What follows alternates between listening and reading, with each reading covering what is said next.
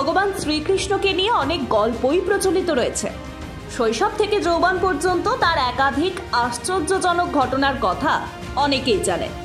কিন্তু জানেন কি, কেন কৃষ্ণকে তার জন্মস্থান মথুরা ছাড়তে হয়েছিল? জন্মাষ্টমী নিয়ে এই বিশেষ সিরিজে আজ সে কথাই জেনে নেওয়া যাক। ভগবান শ্রীকৃষ্ণর জন্ম মথুরাতে। তার শৈশব কেটেছে গোকুল, বৃন্দাবন, নন্দগাঁও এবং বারসানার মতো জায়গায়। নিষ্ঠুর মামা কংসকে হত্যা করার পর তিনি তার পিতামাতাকে কারাগার থেকে মুক্ত করেন। জনসাধারণের অনুরোধে কৃষ্ণ সমগ্র মথুরা রাজ্য দখল করে নেন।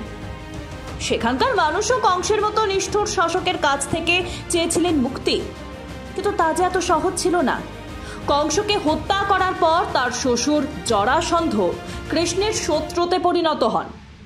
নিষ্ঠুর জরাসন্ধ ছিলেন মগধের শাসক। হরিবংশ পুরাণ অনুসারে জরাসন্ধ তার সাম্রাজ্য বাড়াতে চেয়েছিলেন। এজন্য তিনি অনেক রাজাকেই পরাজিত করেছিলেন এবং তাদের অধীনস্থও করেছিলেন। কংসের মৃত্যুর পর তিনি কৃষ্ণের কাছ থেকে প্রতিশোধ নিতে চেয়েছিলেন এবং মথুরা দখলও করতে চেয়েছিলেন। পুরাণ অনুসারে জরাসন্ধ 18 বার মথুরা আক্রমণ করেছিলেন, যাতে তিনি 17 বারই ব্যর্থ হন।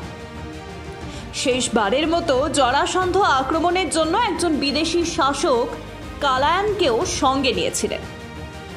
যুদ্ধে কালায়ান নিহত হন। তারপর দেশের মানুষ কৃষ্ণের শত্রু হয়ে ওঠে।